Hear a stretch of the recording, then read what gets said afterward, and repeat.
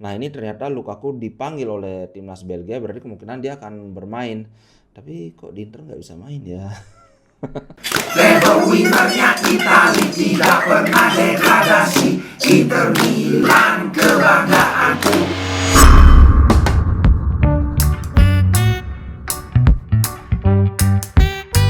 Halo Sobat Ngomin, apa kabar? Oke, setelah absen beberapa hari, kali ini aku akan tampil dengan beberapa update soal Inter. Tapi update-nya ada yang kurang menyenangkan, ada yang menyenangkan juga tentunya.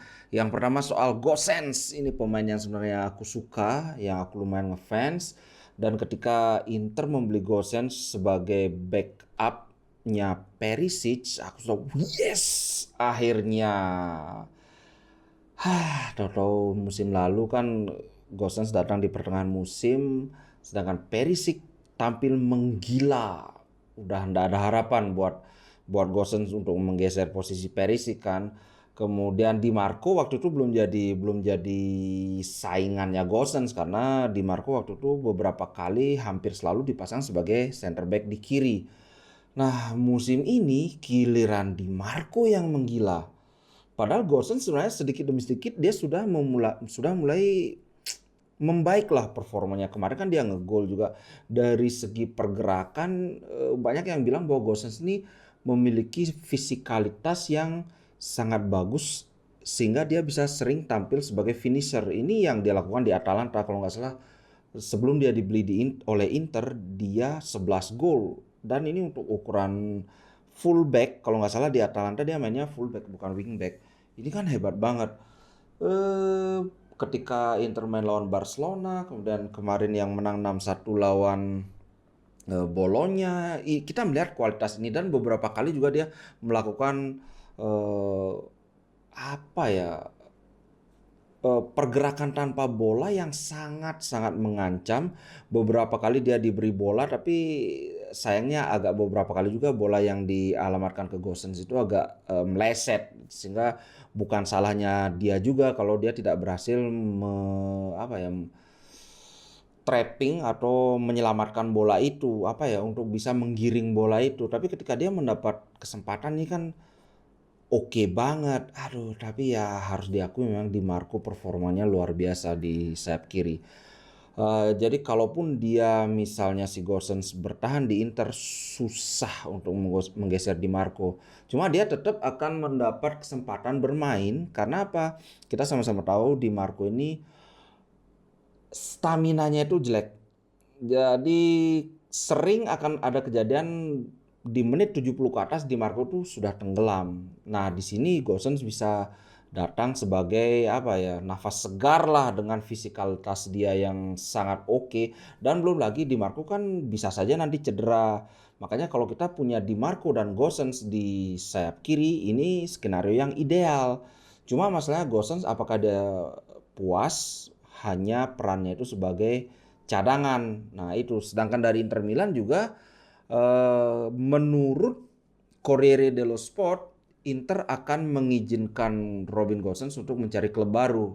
Jadi istilahnya ya udah kalau ada yang mau beli silakan, kalau kamu juga mau mencari klub baru di mana kamu bisa dapat starting 11 ya sudah silakan.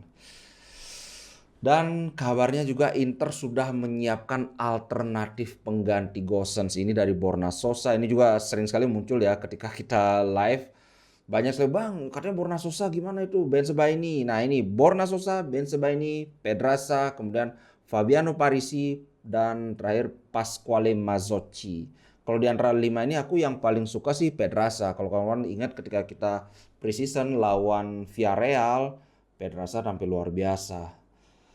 eh dengan santernya seperti kabar seperti ini kayaknya mungkin Gosens akan pergi di Januari. Cuman harganya nih karena kita belinya lumayan mahal 30 berapa gitu. Kalau ada yang mau menawar dengan harga yang cocok kemungkinan Gosens kayaknya bakalan dijual karena Gosens juga sepertinya dia tidak puas hanya sebagai pemain cadangan. Walaupun Gosens sendiri dia bilang ingin bertahan. Kalau dari pernyataan dia bilang gini, Missing out on the World Cup is a shattered dream. Now my goal is to establish myself at Inter. Jadi mungkin ada yang belum tahu ya. Gosens tidak dipanggil oleh timnas Jerman dan dia tampaknya sangat sangat patah hati lah, shattered dream, jadi mimpi yang berkeping-keping gitu. Tapi sekarang tujuanku adalah menasbihkan diri atau establish myself, itu artinya membuktikan diri di Inter. Kalau dari omongnya Gosens sih nggak ada nada-nada kayak dia pingin pindah gitu. Cuma kita lihat aja, kalau nggak Januari, sepertinya mungkin bulan Juni nanti. Karena ya Gosens ini kan sudah langganan timnas, di Atalanta dia adalah pemain yang hebat. Mungkin salah satu bek kiri terbaik dunia ketika itu ya, ketika dia lagi jaya-jayanya ya. Apakah dia puas hanya dengan jadi cadangannya di Marco? Itu yang perlu perlu ditunggu. Kemudian Brozovic, ini kabar gembira. Brozovic sudah 100% fit. Pertanyaannya sekarang adalah lawan Atalanta, apakah Brozovic akan jadi starter ataukah seperti lawan Bolonya, dia main di pertengahan babak.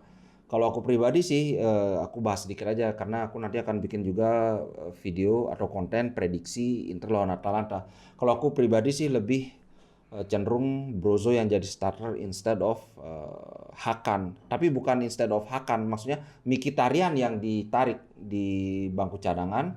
Jadi kembali ke trio Habibi. Brozo, Hakan di kiri, kemudian Barella di kanan. Itu menurutku. Cuma masalahnya beberapa kali ini kan Hakan tampil bagus. Kemarin Brozo sebenarnya tampil sangat bagus. Dan dia, bahkan kita kalau ngeliat Brozo main, kayak nggak pernah cedera sih aku lihat. Itu benar-benar gimana Brozo yang dulu gitu loh. Kalau kawan-kawan gimana nih? Nanti lawan Atalanta pilih Brozo atau Hakan di posisi Regista? Kalau aku pribadi aku pilih Brozo. Kemudian soal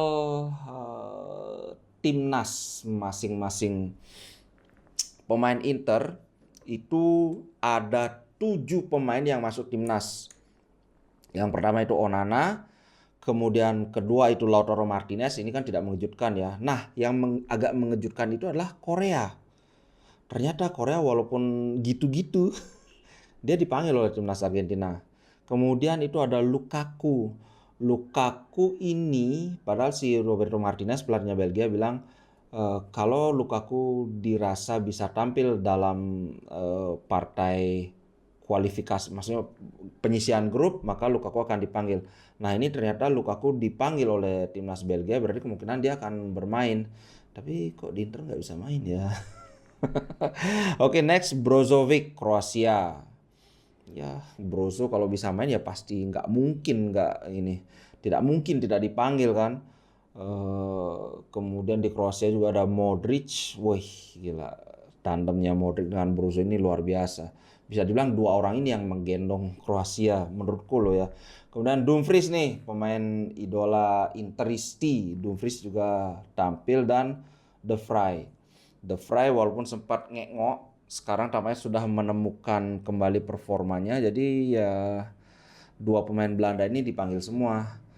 Kita sebenarnya beruntung, Italia tidak lolos ke Piala Dunia. Coba kalau Italia lolos itu berarti Bastoni, Di Marco, Barella, tambah lagi tuh di main di Piala Dunia kan. Siapa lagi yang dari Italia? Ambrosio kan enggak. Itu aja sih kayaknya. Ya ada berkah di atas duka buat kawan-kawan yang pendukung Italia ya, tapi ya harus kita syukuri. Itu kabarnya Inter akan menghabiskan jeda internasional ini di Malta dengan kalau nggak salah ada 2 atau berapa itu pertandingan persahabatan.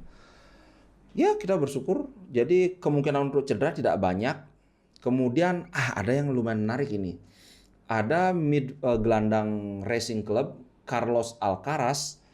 Ini di bulan Agustus katanya Inter sudah mengadakan pendekatan, dan waktu itu ini pemain dihargai 15 juta, tapi masih bisa nego katanya.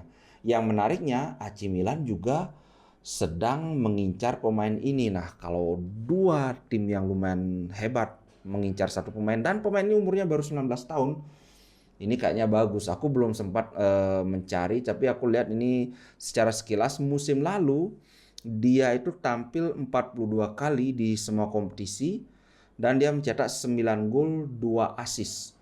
Dia posisi aslinya adalah center midfielder, tapi bisa main sebagai sayap kanan.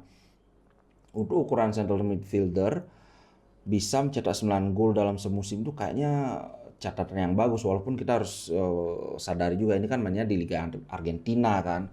Tapi kita lihat aja perkembangannya. Kalau nanti misalnya aku cukup tertarik beberapa kali lihat ini cuplikannya, kayaknya lumayan bagus. Tapi nanti deh kalau ada kabar yang lebih konkret lagi dari Inter, baru aku selidiki lagi pemain ini. Alright, kemudian Milan Skriniar.